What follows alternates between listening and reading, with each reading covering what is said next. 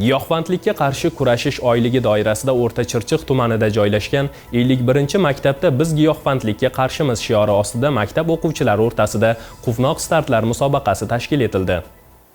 Tadbir O'zbekiston Respublikasi davlat madhiyasi bilan boshlandi. Musobaqa avvalida maktab direktori so'zga chiqib, giyohvandlik inson salomatligi va kelajagi uchun xavfli illat ekanini, sport esa unga qarshi kurashishda samarali yo'l ekanligini ta'kidlab, yoshlarni sog'lom turmush tarziga amal qilishga chaqirdi hamda barcha ishtirokchilarga omad tiladi.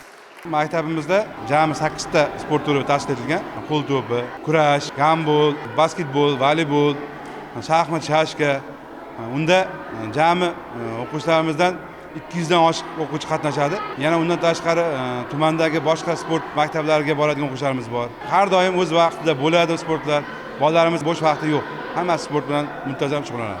Ishtirokchilarga murabbiylar tomonidan quvnoq startlar bellashuvining shartlari va qoidalari batafsil tushuntirildi. O'quvchilar jamoa shaklida chaqqonlik va o'zaro ahillik ko'nikmalarini namoyon etdilar.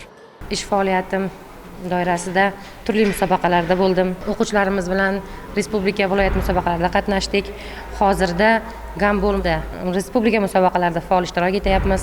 O'zbekiston chempionlari chiqqan sinfimizdan o'quvchilarimiz turli tuman sport turlari bo'yicha davlat granti asosida institutlarga yo'llanma asosida qabul qilinishadi. Musobaqa yakunida g'olib va faol ishtirok etgan o'quvchilar diplom hamda esdalik sovg'alari bilan taqdirlandi. Bu kabi bellashuvlar yoshlar o'rtasida giyohvandlikka qarshi immunitetni shakllantirish hamda ularning bo'sh vaqtini mazmunli tashkil etishga xizmat qiladi.